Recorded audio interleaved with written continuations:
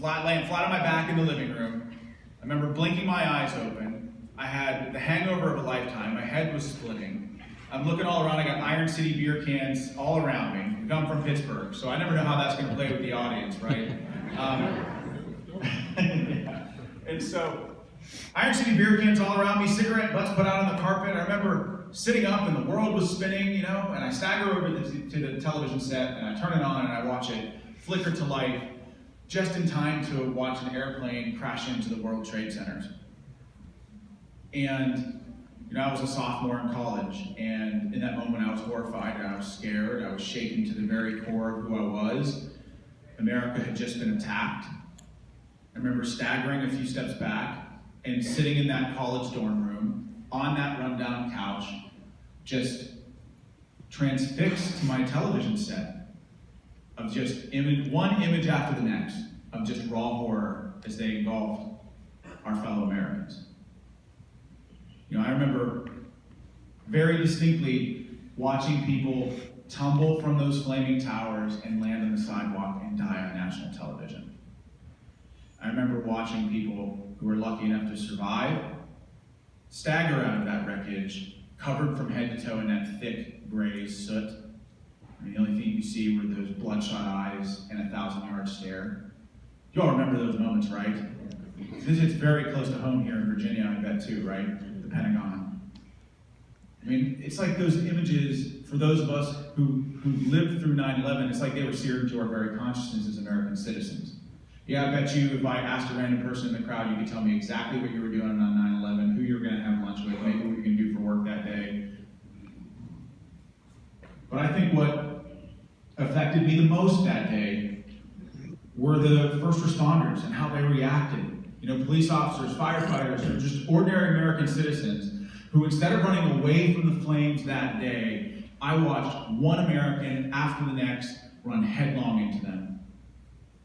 In an act of selflessness that I had never witnessed up until that moment in my life on September 11th. And I just thought to myself, you know, at the time I didn't even know my major. I was an elementary education major, but I knew it wasn't my path. Just knew I wasn't where I was supposed to be.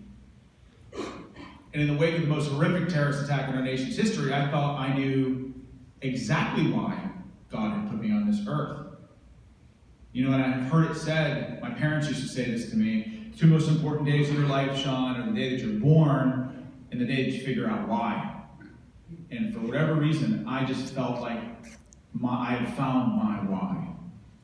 And that was to serve something greater than myself, to join the military. I don't come from a military family, but I just knew that that was my path. And so, 2 days after 9/11, a 22-year-old kid that didn't even know his major, you know, down at the recruiter station, and I remember I told that recruiter, I was very pissed off and highly motivated. I wanted to be part of America's collective response. We had just been attacked, right? 3,000 American lives lost that day, snuffed out in an instant. And I remember I told that recruiter I wanted to join the infantry so I could be on the front lines, and not only that, I wanted to go to airborne school so that the Army could teach me how to jump out of as the saying goes, perfectly good airplanes. And then I wanted to go to Ranger School because it was the best small unit tactics school that the Army had to offer. I wanted to be on the front lines of all of it. And then I finally got my chance to go to basic training, and I was in for a very rude awakening. The first lesson I ever learned was don't bring a blow dryer and hair gel to basic training. Anytime I talk to new recruits, that's the first thing I tell them. You're in for 9 weeks of hell if you do that. Needless to say, I didn't really know what I was getting myself into, but I was glad I did it, and I don't regret it for a second. And so I ended up making it through all the training, and I come back from Fort Knox, Kentucky, which is where they sent me for my first training in the Army. And I had this conversation with my dad, and I was halfway through college, and he said, you know, stick with college and go in as an officer. So that's what I did. And 2 years later, I found myself a brand new commissioned second lieutenant and I really didn't know anything. Hey, give show of hands, how many people served? Anybody serve in this room? So a couple people. Generally speaking, how much do brand new second lieutenants know about the military? Nothing. Yeah, nothing. And so that's what I was. I got sent to airborne school, made it through. I got sent to Ranger school, failed the first time, but I begged my commander to let me stay, and eventually made it through Ranger school. And I got stationed at a place called Watertown, New York. Now, does anybody know where Watertown, New York is at Fort Drum? A couple, okay. So you all know, if your hands are up, there's 2 seasons there, July and winter, right? And I am, seriously, it's the truth. It's the truth. I am processed Memorial Day of 2005, and it was snowing. You know? And so I was lucky enough, I get to my unit, and again, as I mentioned, it's 2005, I immediately get assigned an infantry platoon, which is awesome. As a young lieutenant, you walk in to an infantry battalion, you're assigned a platoon of 40 men, right? That's the dream. Is to lead American troops into combat is something that I always wanted to do, and I was finally getting an opportunity to realize that dream, so I was excited. And, you know, in 2005, Afghanistan was just a stability and support operation. The war was already won, at least that's what America thought. The eyes of this nation were wholeheartedly fixated on the Iraq War. Do you remember the surge? The surge in Iraq was on the news, dominated the news cycle every day, you know? And the truth of the matter is that we weren't getting much intelligence from Afghanistan at all. We knew we were going to Afghanistan. We knew we might be going into the fight, but we really had very little information. So, as an infantry platoon, we just did everything we could to prepare for what we thought combat might be like. So we ran a lot of miles, right? We sang the little cadences and shot a lot of bullets and did infantry cool training. And then we really did learn to shoot, move, and communicate together as a team. Because as one of my NCOs said, hey sir, like once that first bullet cracks by your head, the individual does not matter anymore. And the only thing that matters is this team. And we only survive this if we're the best team possible. And so I feel like when we got to Afghanistan in 2006, we were a pretty tight-knit group. And we're standing in Bagram Air Force Base on our first day there, and I'm looking around, taking in the scenery, beautiful snow-capped mountains, all around, 360 degrees, twice as high as the Rockies. Just an unbelievable sight to behold. You know, this crystal blue sky. We're standing on a place called Steel Beach, right? And it was a landing strip in Bagram. All U.S. forces came in and flew out. So it was big, basically like a military airport. C-17s landing and taking off all the time, 24 hours a day, 7 days a week.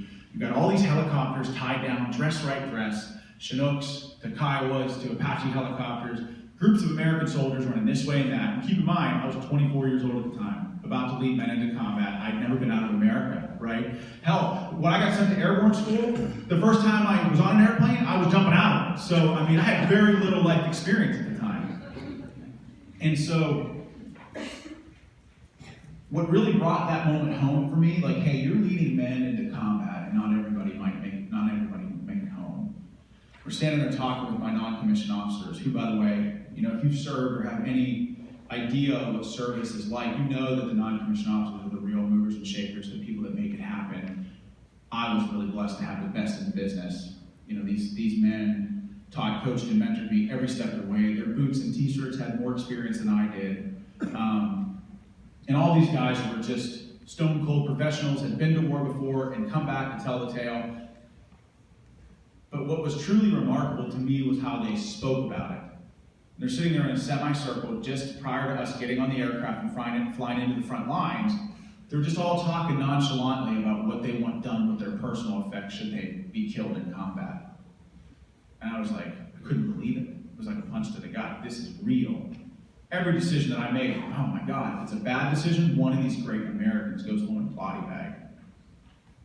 And, you know, I remember taking a deep breath at the end of that conversation, and I remember saying, like, you know, I wear a St. Christopher medal, it's been in my family for generations. If I don't make it back, can you please get this to my mom? And then it's like we all nodded in silent agreement, and we all walk up the back ramp of a CH-47 helicopter. You don't know what a CH-47 is? It's like that big helicopter that looks like a Metropolitan Transit bus with 2 rotors on top, right? So that's what we flew in. We all walk up the back ramp of it. And we're all sitting on these little benches, right? Just packed in like sardines. The bird lifts off. We take a 45-minute flight to the front lines of the war in Afghanistan. And we get there, look out the little porthole window, and I see the Hindu Kush Mountains sprawling as far as the eye can see from north to south. Again, these are mountains that are twice as high as the Rockies. And really, with the natural geographic border region, or the natural geographic border between Afghanistan and Pakistan, and our base was right on the border. Our mission was real simple back then: close with and destroy the enemy. And if you can find an Osama bin Laden guy, do that too. But that was literally our mission. So I remember the bird starts descending, those mountains looming large all around us, and I'm thinking, oh my God, our base is right in the middle of them.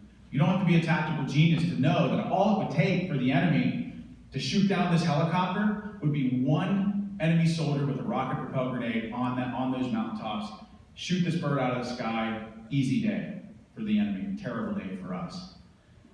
So the bird lands, I feel the shocks depress, the ramp goes all the way down, this thick Afghan dust floods into the bird, everyone starts coughing, everyone starts storming off the bird to get out. Everyone just wanted out.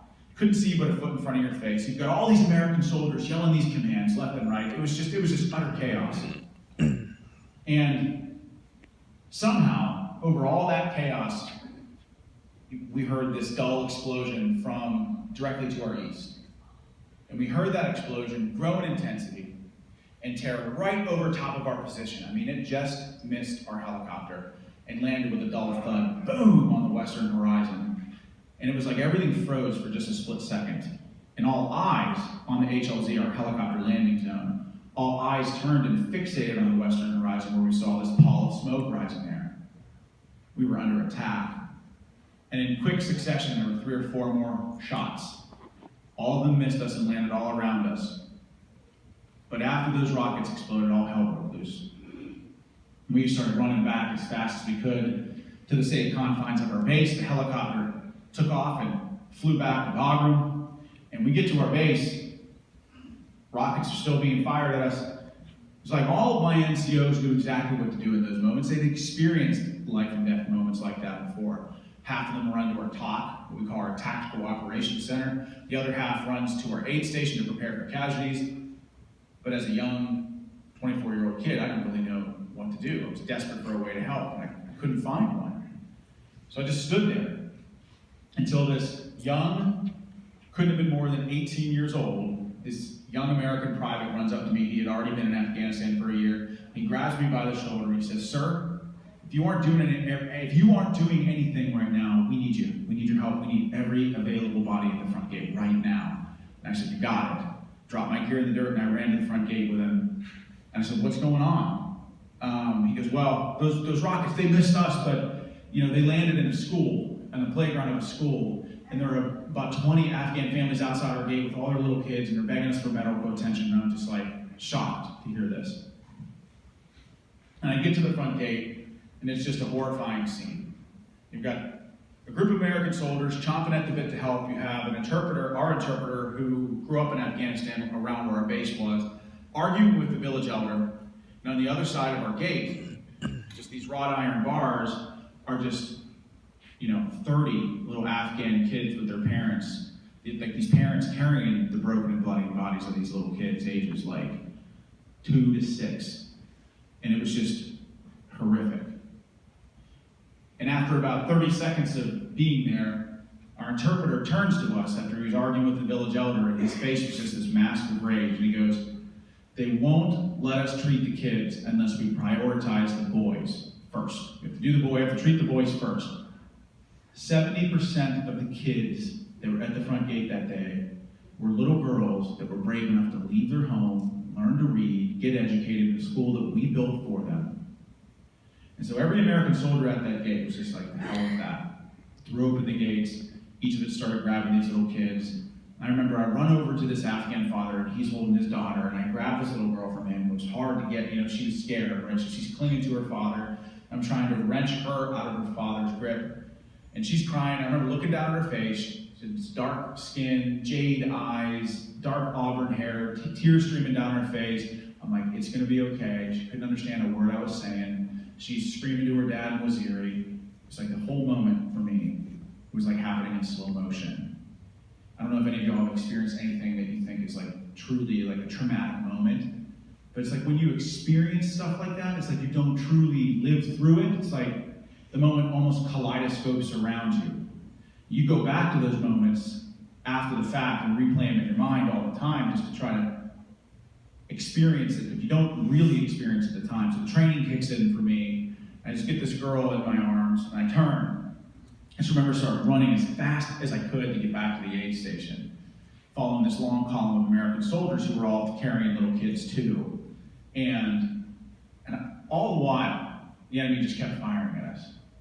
And this is when it struck me. This is why we fight. I feel as American soldiers, we're liberators, we're protectors, first and foremost. And the enemy knew that they had killed a bunch of kids that lived in their own country, but they didn't care about that. They wanted so badly to wound an American soldier that they were willing to sacrifice children of their own country to do it. And I thought that level of depravity and evil is something that does not deserve life on this earth. But this was our enemy, and they just kept firing. And so I get halfway to the aid station, and this round lands about 30 meters from me. Just explodes, like just black acrid smoke pouring it down my throat. I'm coughing, tears streaming down my eyes. I couldn't see. I could hear the shrapnel, the heat of the shrapnel reacting with the temperature of the air, cracking through the air. I could hear it like a whip. The concussive blast shook me to my bones, sucked the air clean out of my lungs. I'm coughing. I stagger a few steps. Somehow, I keep this girl in my arms. And I stagger through the shot in the shell, and I'm like, Jesus, oh my God, I almost died on my first day here. And I run into the foyer, the entryway to our aid station, and I'm trying to catch my breath. And I slowly feel this like warmth spreading out around the right side of my body. And I'm like, oh my God. I look down, and my entire right hand, like from hip to knee, is just saturated in blood. Just saturated.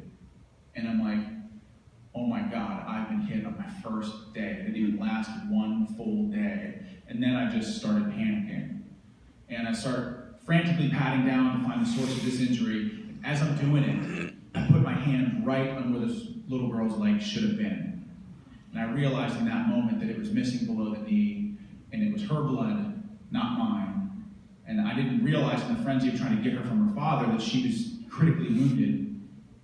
And I see that, and I felt like at that moment I was almost in shock, And I run her over into the aid station, and I see our docs working on all these little kids, all of our medics, and I find this one. I'll never forget the aluminum tables were like flat aluminum, shiny tables. I found one open. I run this little girl over to her, and I can feel she just wasn't screaming as loud. I remember it almost like it was a dream now. I remember getting her over to the table, laying her down flat. I remember trying to lay her head down nice and softly and take a few steps back, and I'm like, oh my God, close my eyes, take a deep breath, try to collect myself, and I just opened my eyes, and the doctor, our company doc, was just staring right at me, and he just shook his head, and he just sort of, we got to make space for other kids. And she had died before I could even get her there.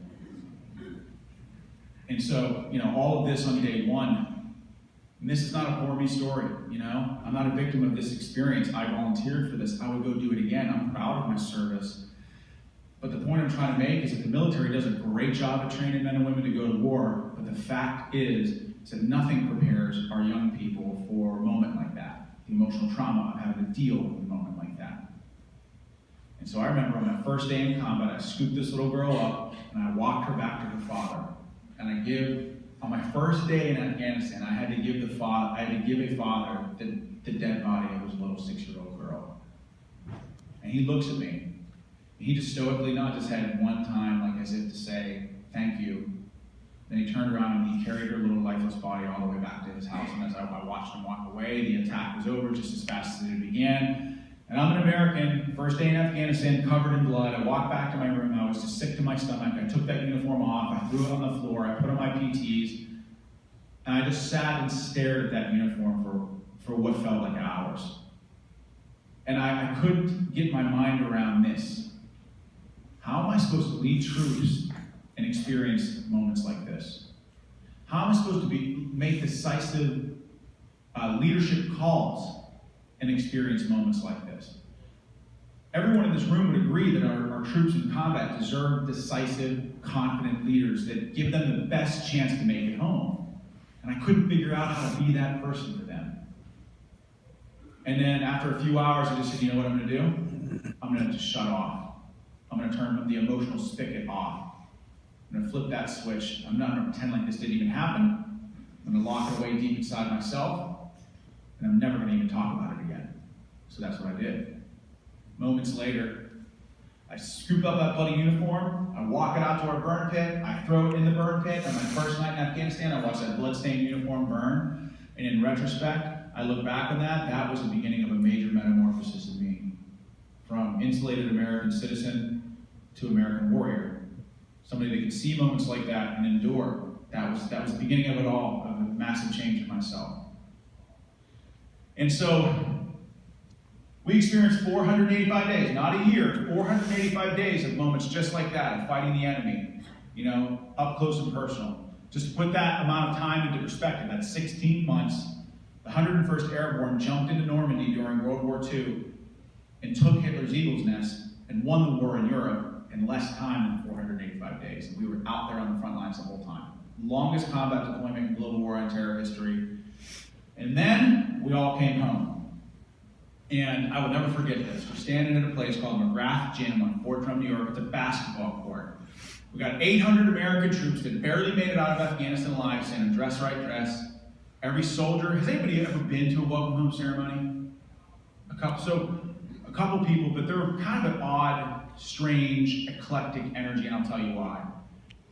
Every soldier in formation is nervous because they know that the war has changed them in some way, and they're afraid the people that they love might not recognize them anymore. Every family member, and there were thousands in the bleachers all around us, waving red, white, and blue American flags, ecstatic that their loved one made it home. They're excited, everyone's nervous in formation, so it's kind of an odd energy, And I'm standing in formation, and as if to solidify this vibe, one of my squad leaders raises his hands, and he looks me right in the eye, and he said, "Sir, how am I ever supposed to tell my family about what we went through over there?" And I said, "I don't know." And then our formation was dismissed, and we all do the render one final salute. And everybody from those bleachers floods onto this basketball court, onto the gymnasium floor. And I come from this big Italian family, and at the time I had these two 85-year-old grandmothers at the time. And I'm telling you, man, they can run like freaking track stars. They're a lot faster than they let on. And they can find me down, they track me down like a heat-seeking missile, and they're hugging me and everything. And it was awesome. It was happy tears all around. My dad was so excited. But I just felt in my heart of hearts, I just didn't feel like my parents' son anymore. Just how I felt. I was just different. And I could tell that my mom sensed that difference too, And I just said, you know what? You've just been gone for a year and a half. This happens. This is normal. Just give it time. So I did. I went home. And the first thing I do is, of course, look up my buddies, the old buddies that I went to elementary school, high school with, college with. And I said, what are these guys doing? And these guys text me. And listen, no joke. I could get this address back in this text message. They're still living in the same beat-down college apartment that they've been in for 10 years, right? I'm like, Jesus. And I get down there, and I walk in, and they're all sitting in the same spots on the couch. Like the day I left, they were in the same spot. I'm like, oh my God, this is crazy. They're all talking about the same women that plagued their life for the last 2 years, Drinking Iron City beer. I'm like, we all know people like that in our lives, right? Well, these are my people. And I'm just standing there and watching all of this, thinking, Jesus, nothing has changed here. But I am just a different person now. Their problems are not mine. And so we go out to the bar, and we drink a few beers, and of course you get the obligatory, what was it like over there, man? What'd you do? Did you kill anybody? Every veteran gets that, And I get it, I get it. So I tried to tell him the story that I just told you. And very soon I found myself drinking alone. And again, I get that too. It's supposed to be a celebration, right? And if any story was ever a buzzkill, the story I just told you was kind of a buzzkill, right? I get that too. This isn't a poor me thing. But in that moment with my friends, people that I grew up with, I did what every veteran does, and it doesn't matter what war you served in. I said, you know what? These damn civilians, they just don't understand. I'm just not going to talk about my experience anymore. They just don't get it. And so that's what I did. And so I go back up to Fort Drum, New York. I don't have a house to live in yet. And so who do you think the first civilian I look up on realtor.com, I find this real estate agent, and she shows me 10 houses, right? I'm trying desperately to find a place to live and find one fast. And now that I've been working with real estate agents for like 6 years now, I realize how legit showing 10 houses is to someone in one day. That's a lot, right? That's a lot of